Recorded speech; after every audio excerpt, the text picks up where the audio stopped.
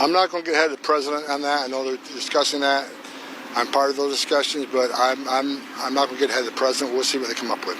Mr. Homan, last week ICE arrested 11 Iranians passed through border during Biden administration. One of them was a sniper for Iranian army. The other one was, while he was arrested, he had firearms on him. Given the fact that the Iranian American community are feeling threatened by the regime from Iran, can you confirm that there will be further crackdown on illegal Iranians who've passed the border during Biden administration? Well, so far there's over 200 arrests of Iranian nationals. And again, President Trump committed from day one, the priority is going to be public safety threats and national security threats. So we've been on this since January 20th. We didn't wait for the Iran conflict to happen. We've been working this, but we put our foot on the gas after what happened in Iran a couple weeks ago. We're going to identify the national security threats. It's just not ICE, it's FBI, it's the Department of Justice and the intelligence community. We're focusing on national security threats, not just Iranians and others, and that's exactly what we're doing. We're keeping President Trump's promise. That's what we were prioritizing. There's widespread fear among... If you're in the country legally, you should be concerned. It's not okay to be in the country illegally. If you're a national security threat, you should be worried. We're looking for you. But there's widespread fear among Iranian Americans that some sleeper cells have moved into the United States during the Biden administration. What do you know about these so-called sleeper cells? All Americans should be concerned about sleeper cells. Look, under the Biden administration, you open the border. We got over 2 million known gotaways. That's not a guess. Over 2 million people we know based on video, drone traffic, sensor traffic, cross the border. They paid more to get away. We know who they are, where they came from, where they are now, why they're here, right? So why do 2 million people pay more to get away? You pay the cartel amount of money to get to the border, turn yourself in a green uniform, right? Or you pay more to get to New York, Chicago, and not be arrested. Why? Why didn't they pay less to get a free airline ticket to the city of their choice, a free hotel room, 3 meals a day, free medical care, and work authorization in a few months? Why did 2 million people not take advantage of the free giveaway program, pay more to get away? So are you saying that because they didn't want to be vetted, they didn't want to be fingerprinted. They could be the ones that are trafficking in fentanyl, they could be ones trafficking women and children, and they could be national security threats. I said from day one, the Biden administration, I said for 4 years while he was president, when they opened the border up, they created the biggest national security vulnerability we've ever seen.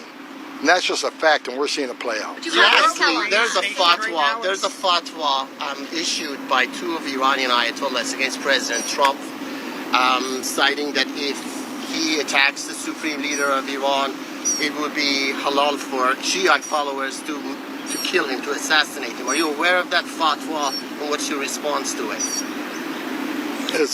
Look, it's a little out of my lane, but we got the strongest president in the history of this country in office right now.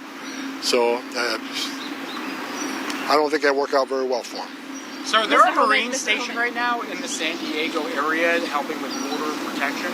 If encounters have dropped as dramatically as we know that we've seen the numbers drop, why is it necessary for a Marine presence to be there near the San Diego border? Because it's a national security issue right now. I think we all recognize the national security temperature right now is at a high level. We're going to take every opportunity we can to secure that border and make sure we don't do what Biden administration did and let the gotaways. Let me give you, for example, having those resources on the border now, on an average day under Biden administration, we had 1,800 gotaways that we knew of, that we counted in 1,800. You know what they were today?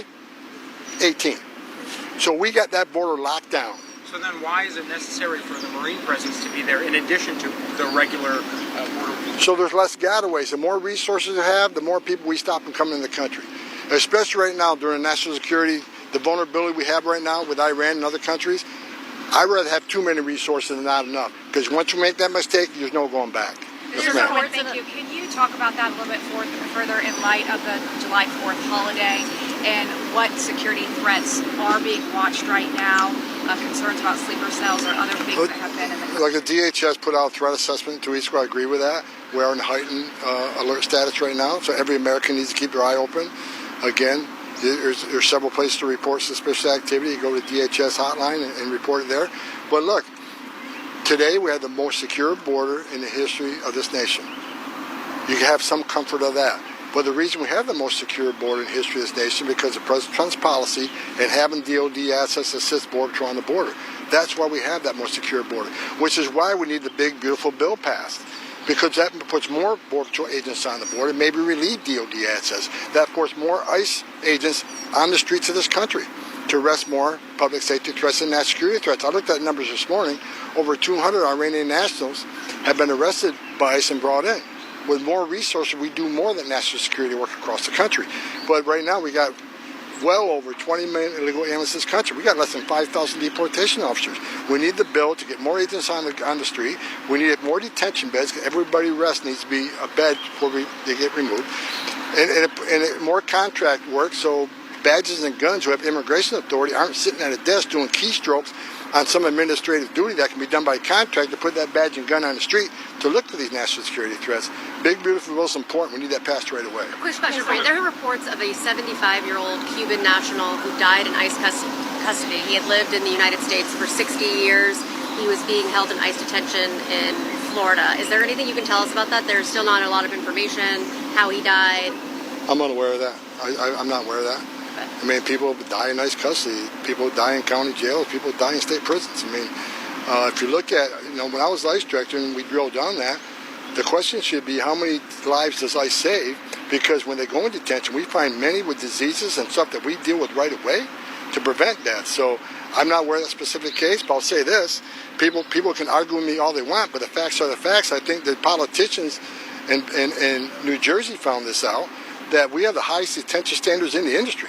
I'll compare an ICE detention facility against any state prison, against any federal facility. I'll go head to head with any of them. You go to ice.gov and look at our detention standards. It's the highest detention standards in the industry at a very expensive cost to the taxpayers. So, people say, oh, the detention standards are horrendous.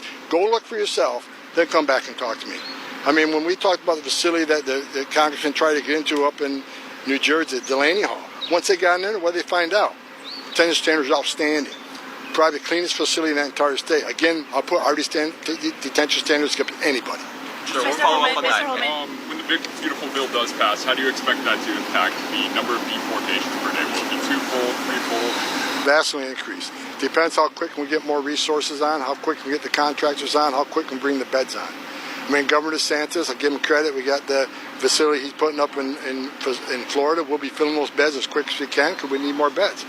I mean, I looked at this morning. I think we got like 1,700 empty beds. We'll fill them in 2 days. So we need more beds. That bill is going to let us sign contracts that are pending for more beds. We don't have the funding to do it. Once that bill passes and the money comes to the Department of Homeland Security, we can sign some of this contract and get more beds right away. And on the big, beautiful bill, Mr. Homan, thank you so much for doing this and this week with us. We know that President Trump is visiting Alligator Alcatraz tomorrow in Florida. Can you tell us more about what message it sends and how it relates to the administration's push right now with the big, beautiful bill? We're going to force the immigration law. Despite all the rhetoric out there against ICE and the men and women who are doing this job, we're going to be out doing their job. We're going to be doing our job. We're going to arrest every public safety threat, national security threat we can find. And when we do that, we need a bed. Governor DeSantis is coming forth with a couple thousand beds. I applaud him for doing it. And it's a pretty good cost, too, if you look at the total cost of that bill. Money that used to go to NGOs, put somebody in a hotel room at $500 a night, will help fund these facilities. And here's what you need to know that no one talks about. Facilities that we contract through, like the Governor DeSantis facility, when you're in an ICE contract facility, you get a hearing and a judge within 40 days. But under the Biden administration, they put them in custody of an NGO, put them in a hotel room at $500 a night, because they know doing that would push their hearing out 3, 5, 7 years, because immigration judges prioritize those in detention. So they play the long game. Let's leave thousands of empty ICE beds already paid for. Let's leave them empty. Let's give these people to NGOs. That pushes a hearing out 3, 5, 7 years. What happens then? What they're hoping happens then? There's a Democratic administration that awards amnesty to millions of people. That's not going to happen.